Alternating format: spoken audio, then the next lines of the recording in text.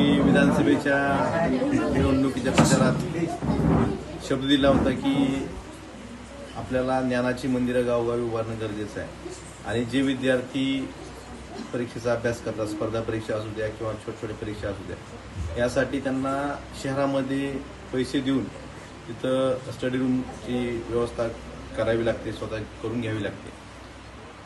त्यासाठी ग्रामीण भागातल्या विद्यार्थ्यांसाठी आपल्या गावात बसूनच आपल्याला स्पर्धा परीक्षेचा अभ्यास करता यावा, ह्या उद्देशानं प्रत्येक गावात अभ्यासिका उभारण्याचा माझा संकल्प होता. खरं तर त्याला मला आवश्यक तेवढा निधी, आमदार निधीमध्ये त्यात काही बंधन असल्यामुळं दरवर्षी फक्त 10 लाख रुपये खर्च करता येतो.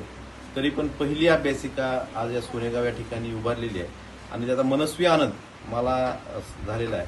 आणि अशीच ही ज्ञानाची मंदिरं गावोगावी उभारण्याचा माझा संकल्प राहील आणि यातून पुढची पिढी चांगल्या प्रकारे घडून त्यांना चांगली नोकरी, चांगले शिक्षण मिळेल, हीच अपेक्षा यातून मी व्यक्त करतोय. आणि निश्चितच ह्या उपक्रमाचा या भागातील, या गावातील जे तरुण आहेत, याआधी जे नोकरीला लागले होते त्यांनी, त्यांच्या सर्व तरुण सहकाऱ्यांनी यासाठी पुढाकार घेतला आणि जे तरुण स्पर्धा परीक्षेचा अभ्यास करतात त्यांना यातून निश्चितच प्रेरणा मिळून यातून बऱ्याच म्हणजे जे तरुण आहेत त्यांना नोकरीच्या संधी उपलब्ध होतील, हीच अपेक्षा या माध्यमातून आज मी व्यक्त करतोय.